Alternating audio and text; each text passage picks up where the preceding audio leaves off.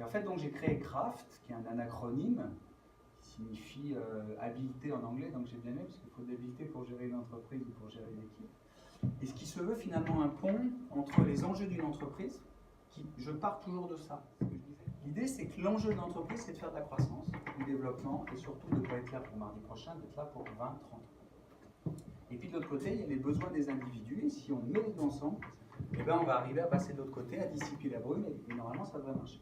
Alors ça part de quoi? Je vais accélérer un peu pour être sûr de...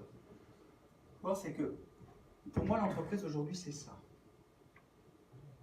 C'est pyramidal, c'est des grands rouages, ça décide en haut, ça diffuse en bas, ça broie. Voilà. Pas toutes, mais dans le cœur des gens. Où l'homme, finalement, il fait ce qu'on dit. Alors pour moi, finalement, une entreprise, c'est ça. C'est un organisme vivant, et à l'intérieur de l'organisme vivant, eh ben, chacun a son utilité. Et on l'a vu aujourd'hui. Nathalie a pris le lead quand elle est venue des résumés, mais chacun a eu son utilité dans la fabrication des choses. Et donc, on doit prendre soin de l'environnement et soin de chacun des personnes qui est dedans. Donc ça, je vous l'avais présenté. Le système tel qu'il existe aujourd'hui est là. On considère l'individu comme quelqu'un finalement de prévisible, qui doit être motivé.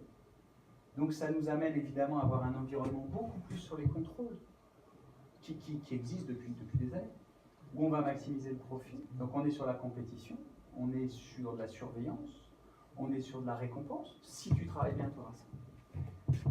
Et puis le droit à l'erreur n'existe pratiquement pas. Donc on a peur, moi j'entendais des gens qui disaient j'ai peur de me faire taper sur les doigts si je fais. On ne peut pas être performant si on a peur de se faire taper sur les doigts. Là vous avez été super créatif, peu importe. Parfois, ça aurait pu créer des erreurs, mais non, vous avez performé. Et donc, on est là-dessus. Moi, je considère que l'homme est naturellement curieux et que donc, on n'a pas besoin de le motiver. Il est motivé naturellement, c'est ce qu'on avait vu. On a simplement besoin de créer les conditions qui font qu'il va se réaliser. Alors, comment? Donc, avec CRAFT, en fait, ce que j'ai voulu, c'est dire, on intervient sur 3 domaines. L'organisation. En fonction d'entreprise, on peut aider l'entreprise à trouver une finalité, un sens qui fait que les salariés vont être impliqués. Donc moi c'est bête, hein, c'est pas forcément sauver le monde. Quand j'étais chez Red Bull, on fabriquait des casquettes et des t-shirts. Pas forcément, etc. Non, en fait la finalité c'était que tout le monde soit fier de porter Red Bull. Donc dès qu'on développait quelque chose, dès qu'on montait une opération, c'était est-ce que les gens vont être fiers? Et ça a changé complètement, parce que je ne vendais pas une casquette. Et on en jouait, on se mettait les produits, est-ce que tu es fier? Non, ça va pas. Est-ce que le corner, on va avoir envie d'y rentrer? Enfin, tout ça était tourné autour de ça. Ensuite, c'est de vraiment établir le cercle de confiance. Donc, c'est de voir dans l'entreprise ce qui fait que les gens sont en sécurité et les gens ne sont pas en sécurité. Ensuite, on corrige. C'est aussi d'aligner. Et ça, c'est un grand problème, qui est qu'on a beau avoir des bonnes idées, on a beau avoir des enjeux stratégiques, les priorités des salariés sont souvent pas les mêmes. Et donc, ça crée de la déperdition. Et puis, sur la communication, moi, je fais partie des gens qui sont pour une communication transparente. Donc, par exemple, j'ai fermé un département chez Renault. On ne pouvait pas l'annoncer puisque la F1 n'avait pas encore annoncé qu'ils arrêtaient Renault. C'est compliqué à gérer 100 personnes qu'on doit reclasser chez Renault sans leur dire. Simplement, il y a des choses qui se passent, je ne peux pas vous en parler. Et c'est cette notion d'adulte à adulte. Moi, je ne considère plus comme la personne comme un employé, comme un collaborateur, mais comme un individu, un adulte. Ça peut faire peur. Mais moi, j'ai toujours trouvé que ça posait du résultat. Sur les équipes, donc ça, c'est les notions de challenge optimum, les notions de... On gère la relation, on gère un cadre, c'est-à-dire qu'on permet aux gens de s'exprimer, on permet aux gens de prendre des responsabilités, mais avec des droits et des devoirs. Et puis au niveau des individus, on travaille sur 3 choses. 1, le leadership pour les managers. 2, les besoins fondamentaux. Je vais en parler rapidement après. Et puis 3, les talents, parce que j'ai la chance de collaborer avec le docteur Yves Richet, qui est un Français qui a révolutionné un peu les talents dans le monde depuis une dizaine d'années. Donc on avait vu l'année dernière, on se souvenait qu'il y avait 3 formes de motivation, contrairement à ce qu'on pensait. Et ce sur quoi je me suis attaché, c'est de montrer qu'au départ on est comme ça, et qu'en fonction du système, on va être plus ou moins comme ça. Et le système aujourd'hui tel qu'il existe, avec ses récompenses conditionnelles, il amène plutôt à être dans une motivation externe, soit parce que je veux de la reconnaissance, soit parce que je veux du salaire. C'est pas quelque chose qui produit. Ce qui produit, c'est ça. Et surtout, si on s'en tient, pour pour raccourcir, mais si on s'en tient à vous, votre rôle, ça. Tout le monde le dit, le style de leadership qu'on va avoir une influence énorme sur la motivation de vos salariés. Donc si vous avez un système très contrôlant, les salariés ils vont pas pouvoir aller là-dedans. Et quand je dis très contrôlant ou autonomisant, ça ne veut pas dire qu'on fait ce qu'on veut, c'est l'inverse. C'est quelque chose où c'est clair, c'est carré, et tout d'un coup, il y a des conséquences, pour en revenir à ce que vous disiez sur les licenciements, il y a des conséquences si l'écart entre ce qui est demandé et ce qui est produit est trop important. Mais on n'est plus sur la personne, on n'est plus tu es nul, tu as un problème, on est sur un écart. Et là, ça change tout. On est sur du factuel et non plus sur du personnel. Alors, comment ça se passe? Donc, CRAFT, c'est un acronyme. Donc, les besoins d'autonomie d'une personne, de compétences et de relations. Ça, c'est les besoins fondamentaux qui ont été montrés par Deci et Ryan dans les années 70 et qui ont donné lieu à la psychologie positive, à beaucoup de courants. En fait, imaginons que le manager soit un jardinier.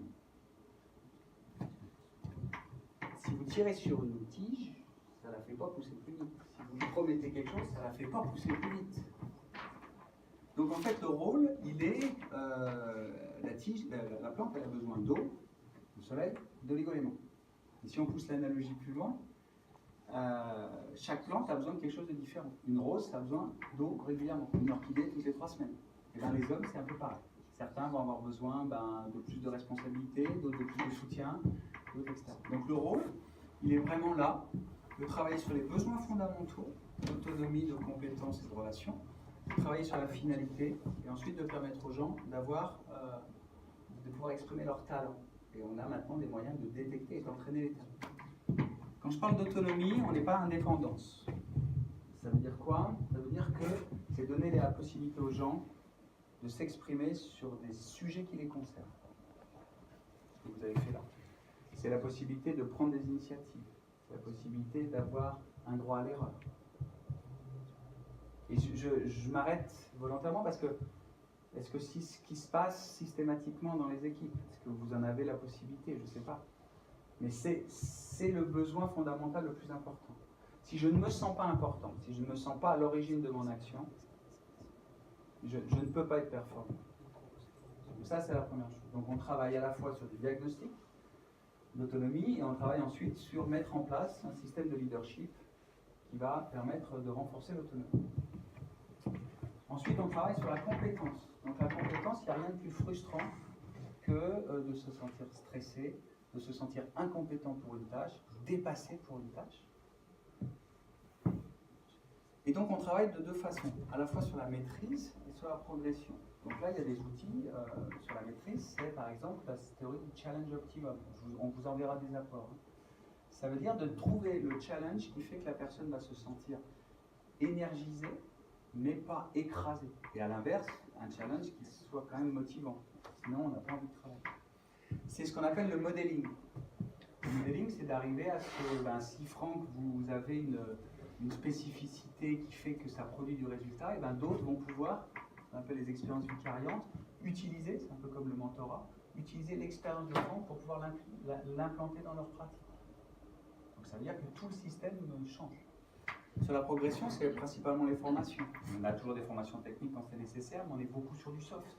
On est beaucoup sur comment engendrer de la compétence, comment faire des feedbacks à ses employés, comment fixer des objectifs qui soient motivants, comment travailler sur la relation. Parce que Harvard a fait une étude sur 70 ans, les choses dont on se souvient à la fin de sa vie, c'est finalement les relations qu'on a avec les proches, avec les collaborateurs. C'est ça qui ressort. C'est pas combien j'ai sur mon compte en banque. Donc si on est capable de travailler sur ces trois sujets, donc c'est ce que vous faites aujourd'hui la relation. Et vous l'avez tous dit, c'est des moments formels, informels, où on se connaît plus, où on va pouvoir s'appuyer sur l'autre, où on a suffisamment confiance en l'autre pour pouvoir s'appuyer.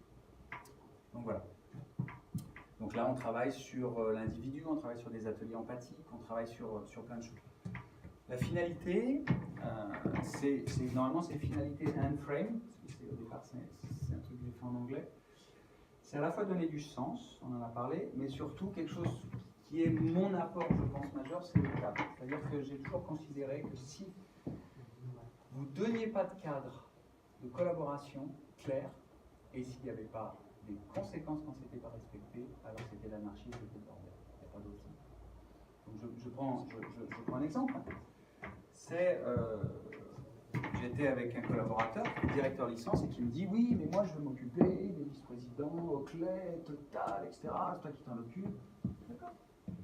Qu'est-ce qui fait aujourd'hui que, dans notre cadre de collaboration, dans notre relation, tu as démontré que tu pouvais le faire? Enfin, ça, ok. Qu'est-ce que tu n'as pas fait? Ça. Ok. Est-ce que pour le bien de l'entreprise, puisque c'est ça la finalité, est-ce que pour le bien de l'entreprise, en fait, tu es en capacité de le faire? Il m'a dit non, mais par contre, je souhaite le faire. Et cette approche-là, de dire, attends, il y a un cadre de collaboration, ça c'est ton métier, ça c'est le mien. Maintenant, tu veux un peu plus, ok. Et attention, tu n'en es pas aujourd'hui capable. Il n'y a pas beaucoup de gens qui sont capables de le faire. Il faut du courage aussi. Il faut dire que tu n'es pas capable. Mais c'est factuel. Et donc, on agrandit le cadre de collaboration. Si on se dit que c'est la transparence ou c'est l'écoute, c'est que vous voyez dans une réunion, et je prends des exemples bêtes, hein, c'est quelqu'un qui prend son téléphone, excuse-moi, je crois que ça ne correspond pas à nos règles. Et tout d'un coup, vous êtes en train de co-construire un cadre et de le faire respecter, Donc les gens à la fois se développent, mais à la fois ils ont des devoirs très forts, donc il y a une grosse exigence. Mais c'est ce qui fait que ça marche. Quand Deschamps prend en compte les besoins d'Mbappé et d'autres, derrière, il leur a mis une fessée à l'issue du deuxième match quand les gens ne faisaient pas, leur devoir. Donc on est bien d'accord. L'idée, c'est pas que les gens fassent ce qu'ils veulent. C'est de les aider à avoir de l'autonomie, de les faire sentir compétents, que ça tourne, mais par contre, quand ça ne respecte pas, il y a des conséquences. Donc, voilà, ça c'est tout le détail de comment on travaille, mais je vous enverrai ça, comment on travaille du feedback, comment on travaille les challenges. Une phrase peut-être là-dessus que j'aime beaucoup, c'est celle de Simon Sinek, qui est un chercheur américain, qui intervient dans beaucoup d'entreprises. Et je ne sais pas ce que vous en pensez, mais si certaines conditions sont réunies et si les gens à l'intérieur d'une organisation se sentent en sécurité les uns avec les autres, ils travailleront ensemble pour accomplir des choses qu'aucun d'eux n'aurait pu accomplir seul. Et grâce à cela, l'organisation deviendra sécurisée. Sauf que moi, je travaille aujourd'hui avec pas mal d'organisations, je pars souvent de cette phrase. Et je dis, maintenant, quel est l'écart, je travaille en écart, entre cette phrase et ce qui se passe dans votre organisation? Et c'est le point de départ. On corrige. Si vous êtes convaincu que ça, c'est vrai, on travaille en écart, on ne travaille plus autrement. Donc voilà. Sur la finalité, on en a parlé. C'était juste pour ça, c'est un point important, c'est la vision humaniste, c'est-à-dire qu'on ne considère plus le collaborateur, mais qu'on a un individu. C'est ce que je vous dis, on est adulte et on se parle. On renforce les sentiments d'appartenance, donc on travaille sur les principes relationnels, sur les moments informels, sur la cohésion et l'identité de groupe. Donc on va travailler sur nos valeurs, nos forces qui peuvent être différentes d'une équipe à une autre.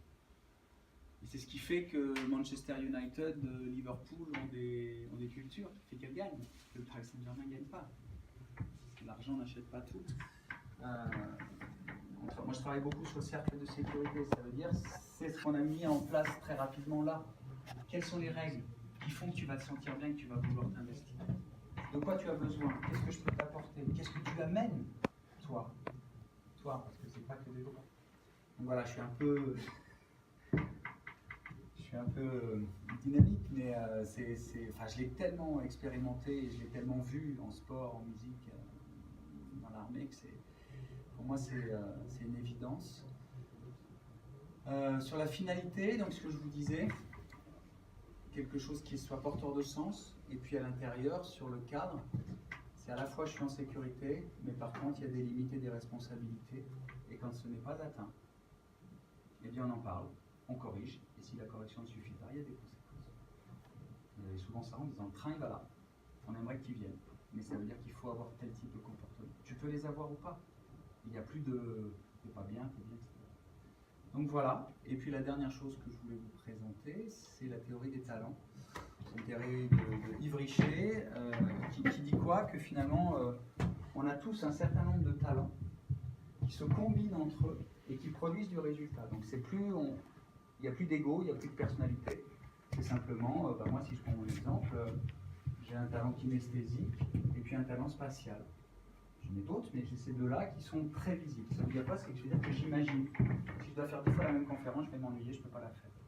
Donc dans une entreprise, c'est génial parce que si vous me donnez la possibilité d'utiliser mon imagination, je vais être productif. Peut-être que quelqu'un d'autre sera un observateur. Il va pouvoir voir les indices qui font que là ça se passe moins bien ou là ça passe mieux. Donc on n'est plus sur les fonctions en fait, avec lui on est sur des rôles en fonction des talents. Et surtout, il est sur l'entraînement de ça. Il a créé des protocoles où on entraîne. Donc il intervient sur le recrutement, donc du style, je prends un exemple, service indemnisation, c'est quoi les choses qui sont très difficiles. Il faut être capable de maîtriser ses émotions, il faut être capable de garder son calme, il faut être capable d'écouter la personne, il faut être capable, je ne sais pas, une liste.